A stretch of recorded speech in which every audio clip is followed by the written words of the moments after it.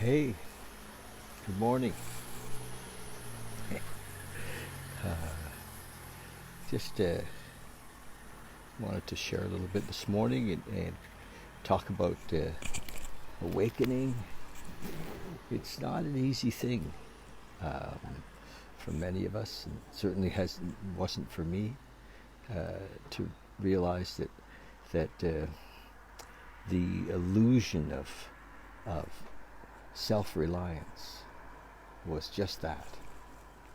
Was an illusion that we uh, we had been conditioned all through life to that if we just got better at this or that, if we just learned more things, we would be able to master life. And uh, um, and for many of us it hasn't worked.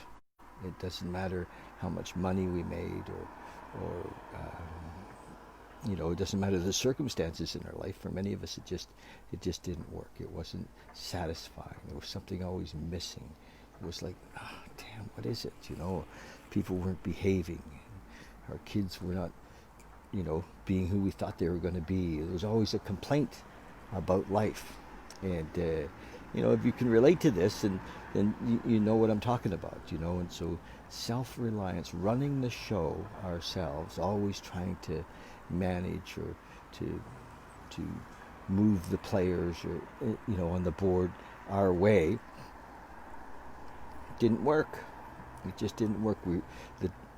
Because we were running the show, we we were in desire. We felt disconnected, even from our loved ones, even from our husbands and our wives, and we felt like, if they would only just do it the way I want them to, everything would be better. And so what happens for many of us is that we just decide that relating's too hard. We're not going to be around with anybody, or we're not going to be in a relationship because we can't manage them, and people won't behave.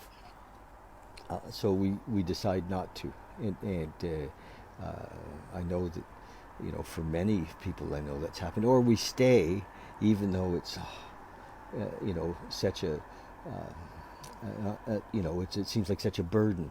I'm on a men's team, and sometimes the same thing. Men come week after week with the same complaint about their relating, and as opposed to finding this place of acceptance, of love, and totally accepting their partner, even if their partner doesn't accept them. Just to be in that acceptance.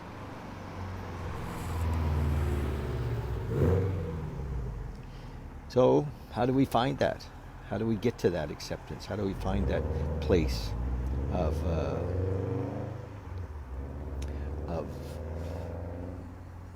non-desire, of acceptance in each moment? There's we have to recognize, first of all, I guess, that things are not working when we're running the show. That just, no matter what we do, it doesn't add up. It doesn't work. We're not completely satisfied. We're always looking for, what do I have to do next to keep things rolling, And we surrender.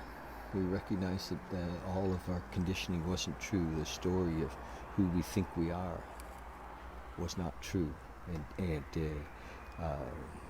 I am. We have so many words after I am. I am a husband, I am a wife, I am a mother, I am a father, I am a dentist, so we're attached to these things and attached to these stories, and we're attached to, how our kids turn out. We're attached to, so the attachment has to be surrendered. So we let go of that. And then it becomes a relief. We don't have to run the world. We're like, free. That's where the freedom is. Without needing to run the world, there's no more fear. It's like, oh my gosh, fear disappears. And we recognize that there is something greater than us that is running the world. That things are working out just exactly as they should. So now for many of us in the 12-step world, it takes a while. Lots of times we're kind of in in the program, we're doing the steps, and we've been around for a couple of years, 2 or 3 years, and we think we kind of got it, and then we wake up and we recognize that we didn't get it, you know. It takes a while. Hi, Emily. Hi, honey. And so we be patient with ourselves. That it does seem to take some time for the old ideas that we need to run the show to disappear. You know, sometimes we need to bang our heads against the wall trying to get it what we think is right, you know, and we don't have any idea what's right or what's wrong. We don't just but it takes a while.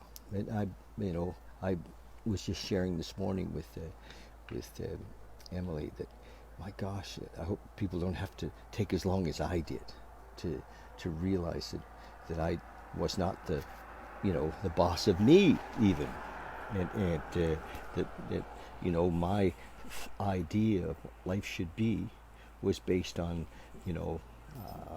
some sort of business success or that kind of thing. So anyway, it took a long time for me to let it go.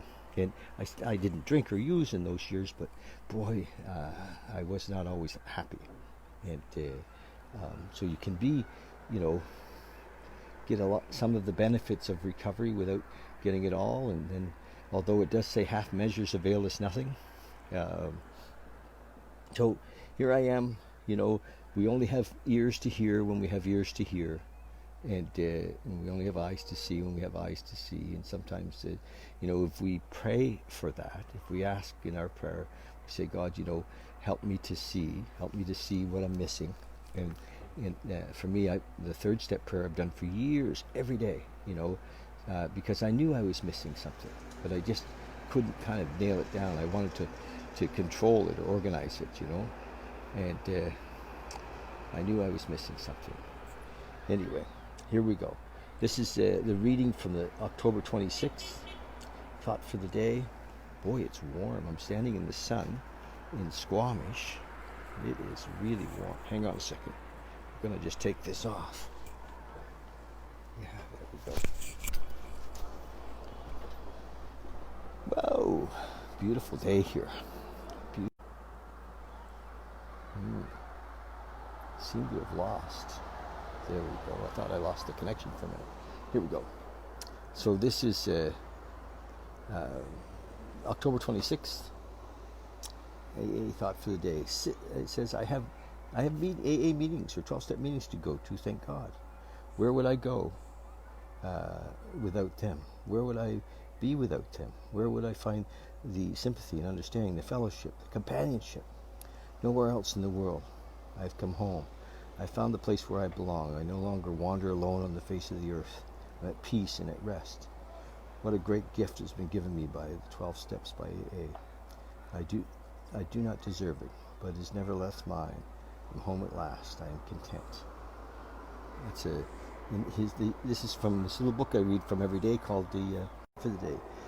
Walk all the way with your fellow man. Walk all the way with your fellow man and with God. Do not go part of the way and then stop. Do not go part of the way and then stop. Do not push God so far into the background that he has no effect in your life. Walk all the way with him. Make a good companion of God by praying to him often during the day. Do not let your contact with him be broken for too long a period. Walk all the way with God and with your fellow man along the path of life, wherever it may lead you. And when we speak of God as a him, it's a concept. Don't miss that it's just a concept, right? It's not the truth. It's the concept, right? Yes, I can, yeah. Bring the weather back. Okay, I'll give that a shot. Prayer for the day. I pray that I may walk in companionship with God along the way. I pray that I may keep my feet on the path that leads upward. Okay, you guys. Thanks. It is really gorgeous here. I'm standing in the sunshine, and it's supposed to rain for the next number of days here, but whatever. It's gorgeous. So remember, uh, you know, in the 12 steps, by the name of William James, and he talked about a variety of religious or spiritual experiences, and they're clouded. Often the way is clouded by our ego. I'm on the road tomorrow, but we'll talk tomorrow. Okay, bye.